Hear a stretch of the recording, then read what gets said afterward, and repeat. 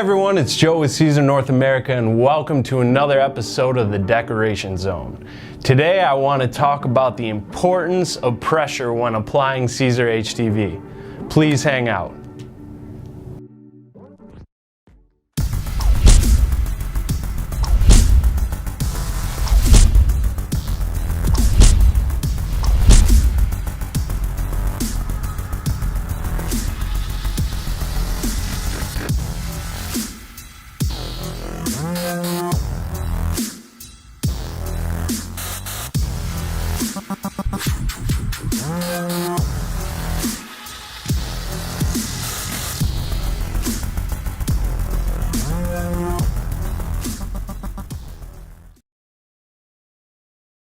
Pressure, one of the most vital parts of applying Siser HTV, and that's whether you're using a heat press or even a home iron. This is a very important step, and with us at Siser, we make it very easy for you to find out what we recommend. So even if you went to our website, SiserNA.com, and you looked up, let's say, Easy Weed, what we recommend for our pressure on your heat press or home iron setting, you scroll down on that page, right there you'll see in the application instructions where your press or where you should be pressing with your home iron for any of our HTVs.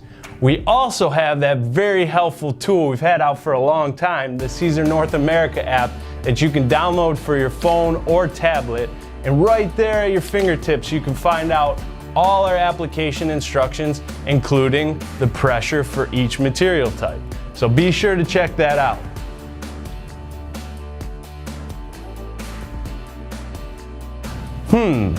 Well, this just isn't necessarily true.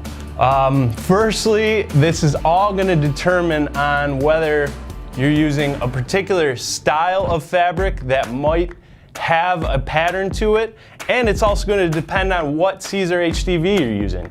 Obviously, the thinner you go, the easier it's going to be to achieve the pattern of that fabric. So let's say you use anything in the Easy Weed family. Easy Weed Stretch, Easy Weed Electric, anything with Easy Weed in front of it. That's going to be the thinnest option we have. Now that is going to make it easier for you to attain the fabric of whatever garment you're going on. But each textile might have a different surface.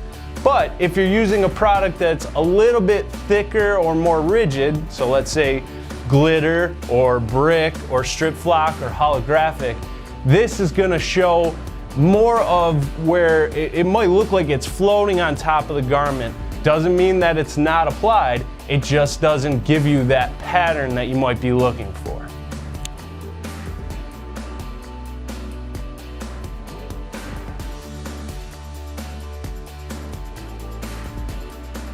Now, sometimes having that texture showing through your vinyl, it might not be a positive thing. Sometimes people want to press so hard that they think that the harder they press on the HTV, the better bonded it's going to be. It's just not true, because actually what you might be doing is weakening the adhesive. So if you've ever had a situation where you might see some of that clear film that might be around your transfer, that might be peering outside of it, that is sometimes your adhesive, or most of the time that's your adhesive peering out of your transfer. That's because the pressure is pushing the adhesive outside away from your transfer. And really all that's doing is weakening the bond between the HTV and your textile. So the more you wash it, it might tend to fall off. So that might be too much pressure. So that might be something you want to dial back. Now let's head to the heat press and I'll show you what to look for when setting up for pressure. Now for adjusting the pressure on your heat press. All heat presses might have a little bit of an adjustment or the placement of the adjustment knob. In this case, it is right here above our upper platen. To adjust the pressure, you want to turn it clockwise, or to decrease the pressure, you do counterclockwise. Some heat presses also have an indication or an indicator right on the display of how much pressure you might have. In this case, we don't. So this is going to be all kind of adjusted by the user. So in this case, where I'm at right now, this right here I would consider a light pressure. It doesn't take a lot to apply. I haven't done a bunch of push-ups yet.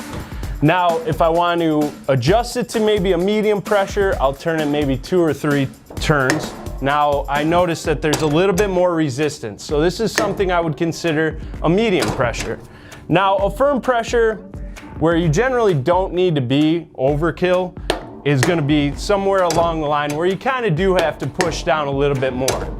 Now, I've seen cases where people have cranked this all the way where, here come the push-ups.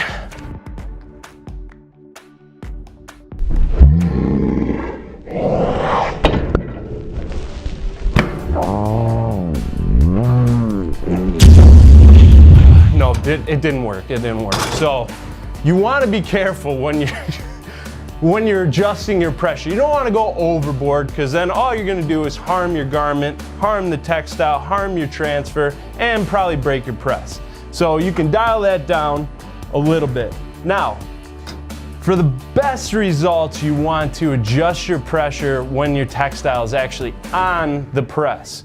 So in this case, if I was working with a bunch of t-shirts, thin material, I'm going to apply it, lay it right on my lower platen, and then from there, adjust my pressure. Now I can dial this back quite a bit. Now right here, I'm about a medium pressure. So if you were applying, say, easy weed at a medium pressure on a ton of t-shirts, but then you had a hoodie in the mix, you're gonna need to adjust the pressure once you segue over to the hoodie. Now, again, like I said, you want to adjust the pressure before you put this on before you put your transfer on your garment.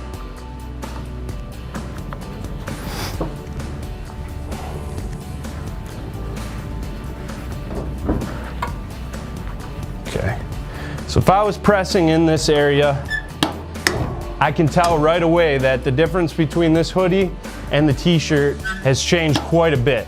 So I'd have to dial this down counterclockwise and bring my pressure down. Now I'm back to where I want to be. Another situation would be if you were using, let's say, a baby onesie. Now, onesie has a few things that are going to give you uneven pressure. You have the seams here, you have the buttons down here.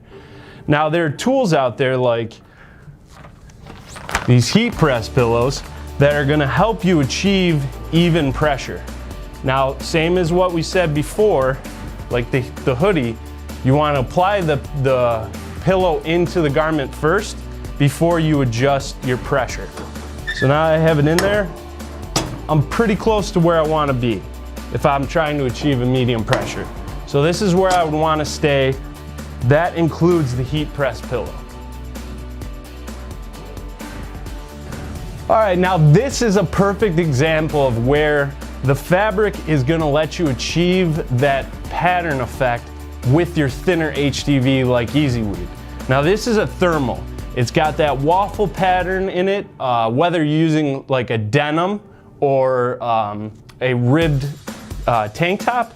Those are going to be the indications of where that pattern might show up when you're applying, no matter how much pressure you have on it. This is where the HDV is thin enough to form to the grooves of this textile. Now, if you're using glitter or something thicker, like I said, it's not going to give you that pattern effect, but it does not indicate that it's not applied. It's all going to be about how much pressure you have on your press or when you're using your home iron. All right, now I want to move everything I told you about the heat press to the home iron. Now, if you don't have a heat press, that's all right. You can still apply our Siser HDV with a home iron. Now, what problem that I see a lot is the pressure kind of gets removed when I see applications with the home iron. Now, I see people apply their transfer just like they're ironing out a shirt and just simply running it across. And it might bond, it might work, but it's not actually getting the adhesive strong enough to this garment. So you still need to make sure that you are applying some pressure down when you're using the home iron. Whether that's using both your arms, whether that's kind of using your body weight. Sometimes we see this. Now this is just overkill. It really is. Now, this will work, like I said, you just want to make sure you have that pressure when you are applying with your home iron. You also want to make sure that you're having sufficient heat come out of this platen as well when you are applying the Siser HDB. So this is a quick overview of the importance of pressure when you are using Siser HDB. Thank you so much for sticking around. I'll see you next time.